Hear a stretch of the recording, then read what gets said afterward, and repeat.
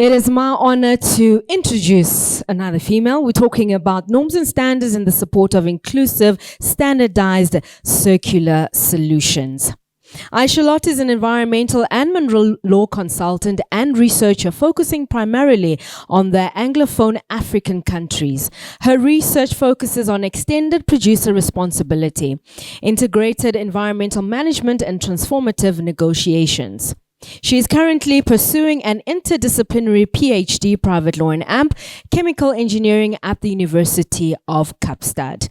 Her doctorate focuses on product and material stewardship in South Africa, working towards establishing a circular economy of metals on our beautiful African continent. Her expert knowledge has guided the development of South Africa e-waste policy and the national norms and standards in collaboration with the Sustainable Recycling Industries SRI initiative. And the SRI initiative is supported and funded by the World Resources Forum and the Swiss Federal Laboratories for Material Science and Technology. She's also the project manager for the multidisciplinary community of practice Waste to Value across South African universities, the University of Cape Town, the University of the Western Cape, as well as the University of KwaZulu-Natal, funded by the National Research Foundation. And previously, Aysha was a researcher, South African Research Chair, Mineral Law in Africa, based in the Faculty of Law, and the Minerals to Metals Initiative, based in the Chemical Engineering Department at the same University of Cape Town. She is chaired and coordinated the Cape Town branch of the social initiative Students for Law and Social Justice, and her flagship project was a legal referral clinic in Khayelitsha. Ladies and gentlemen, please welcome Aysha.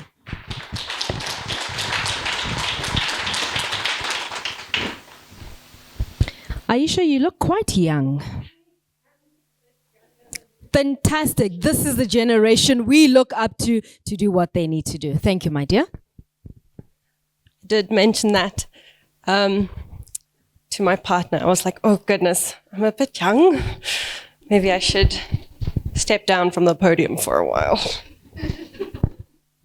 Is this on? Yes. Okay. Good afternoon, everyone. I am Aysha, and thank you so much for that extensive bio. Maybe I should shorten it in the future. I'm going to present on the draft norms and standards for waste, electrical and electronic equipment management in South Africa, and how we at SRI, the Sustainable Recycling Industries, have tried to navigate this complex system of the WE management chain. I would like to thank Patricia for inviting us, and I really look forward to engaging with the rest of you as well. Let me figure out how to use this clicker. Okay, great. So who am I and what is SRI? I'm not going to go into depth about who I am, but SRI is an multinational initiative that's funded by SECO, the Swiss Secretariat of Economic Affairs, and managed by the World Resources Forum and EMPA. We have handed over the e-waste policy to the DFFE, but we're now in the midst of the norms and standards, which is what I'm here to present to you all. So, what are norms and standards? They are legal requirements that provide an interpretation of our overarching legal framework, which is NEMA and NEMWA, National Environmental Management Act, and the National Environmental Management Waste Act. Norms and standards ultimately seek to drive integrated waste management. Integrated waste management is the understanding that the environment and ecosystems specifically function as an integrated whole and therefore must be protected. This image here that you see is of my personal planted aquarium that's sitting on top of my desk, and it's a constant reminder of how efficient nature is at managing waste. And the further we steer away from this, the more we need legal and administrative interventions to navigate this. And we have seen with our technological systems and the resultant waste that by almost definition, we have steered quite far from that. Approximately 82% of our WE goes completely undocumented, which is quite the crisis. So the norms and standards is just one intervention in a host or suite of interventions that we hope to see tackle this issue. So it's important to understand the scope of norms and standards. First, we focus on e-waste management from a technical and operational requirement standard, and only regulate formal WE management players in the WE management chain. This is not policy, it is law. So it has a legally binding nature, and this will happen once government takes it through the public consultation processes, and we can see how policy is supporting that as well. Critically, all of the things that go beyond the scope can be found in policy and guidelines that help with the implementation and enforcement of these norms and standards. The bottom line basically is that the norms and standards is an interface for the formal sector to benefit from the informal in terms of the informal's efficiency, but to also ensure that activities are safe and not harmful to the environment and the handler. So one key purpose is to create a level playing field through standardization amongst all WE management operators, and to enable waste pickers to have fair and safe collaboration conditions at a defined position within the WE value chain. These norms and standards also seek to promote a WE management chain aimed at reducing WE. So reuse is really the key point here. A lot of people have mentioned the waste management hierarchy.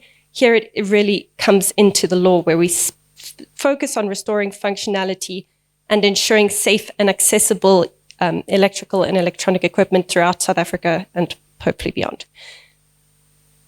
The norms and standards are activity-based, so you can see here the full management collection of activities that are regulated within the norms and standards, the draft norms and standards. If everyone's wondering what's going on, it's proposed. So we still would love to get insight from everyone on these points. But the waste management activities, as seen here, is really to try and create that granularity within the value chain, to have clear and defined activities that we understand the technicalities within each sphere. But it also helps us to see points of integration. So when it comes to waste picker integration, we took a lot of guidance from the waste picker integration guidelines that were published by the DFFE, and we aligned with the national framework as well. So as you can see in red, those are the key kind of points of integration, and it's really important that we recognize that these norms and standards aren't placed on waste reclaimers and the informal sector, but rather to provide legal clarity on how WE management operators work and further their own integration practices. There are, however, some areas where we do not want to see separation outside of source activities. It's not allowed. So specifically dismantling of WE and WE components. People cannot conduct pre-dismantling activities that result in the release of hazardous substances into the environment. Waste pickers also may not perform any final treatment. And this is entirely to create a benchmark for WE management operators to ensure a safe working environment for people in subsistence activities. It's also entirely based on the hazardous nature, so it's really trying to protect against any of these substances getting into the environment, but harming the handler is really a key point.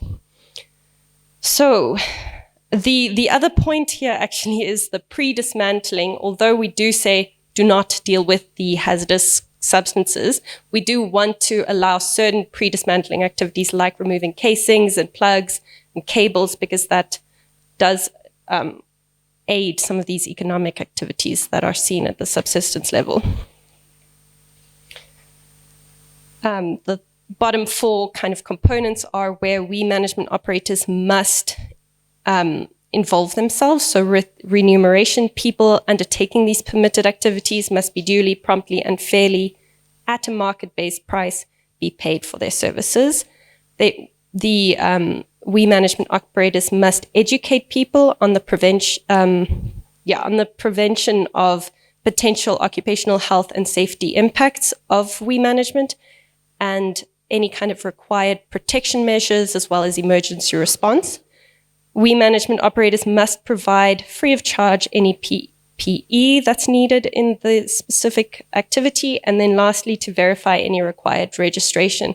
We've heard already the registration processes have been quite a challenge, so this is still really does require a fair amount of flexibility on that side.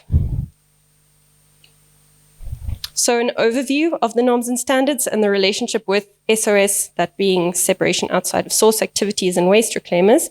We really tried to focus on the sustainability pillars as tools of transformation, so social, economic, and environmental. When it comes to social, we want to secure waste picker livelihoods through these waste management operator obligations and ensure job creation through standardized operations.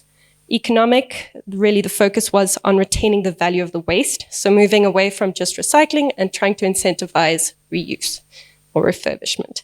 And then when it comes to environment, we want to balance the enterprise development that we want to see in South Africa with the safe practice. So with the bottom line ultimately being, again, to first establish whether the equipment is reusable, and then, if not, decontaminate.